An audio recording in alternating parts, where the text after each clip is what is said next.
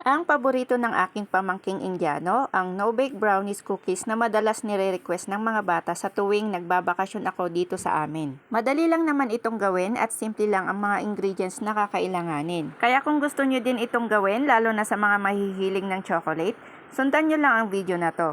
So sa kawali, maglagay tayo dito ng 6 cups na harina. Lutuin o isangag natin ito hanggang sa maging golden brown ang kulay.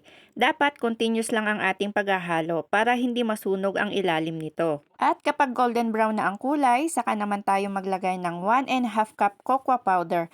Then continuous lang ang paghalo hanggang sa mag-well combine ang harina at ang cocoa powder. Naglagay nga din pala ako dito ng 1 teaspoon fine salt o yung pinong asin. Pambalansi lang ng tamis. Pero pwede nyo naman wag lagyan kung ayaw nyo. Isunod nating ilagay ang 1½ cup brown sugar, then haluin ulit ng mabuti. Then after that, maglagay na tayo dito ng ½ cup melted butter at 1 big can evap milk.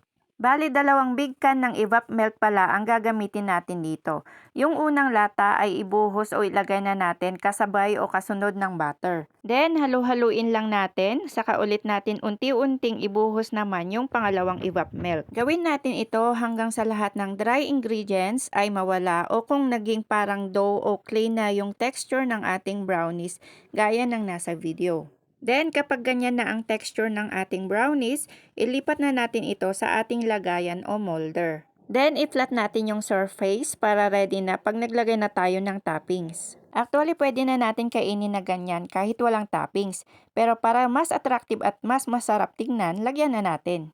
Ang ginawa kong toppings dito ay yung Goya na chocolate bar, since ito yung available sa grocery. Pero pwede naman kayong gumamit ng ibang brand na gusto nyo. Tinunaw ko lang ito gamit ang benmarie method, saka ko ito nilagay sa ating brownies. Aside from these toppings, pwede naman kayong gumamit ng Goya na palaman na spreadable kung gusto nyo lang para di na kayo mahirapan pa.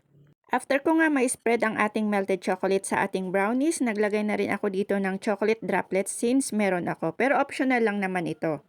And ayan na, ready na ang ating brownies. Mas masarap ito pag na-chill bago kainin. So this ends our video. Thank you for watching. Bye!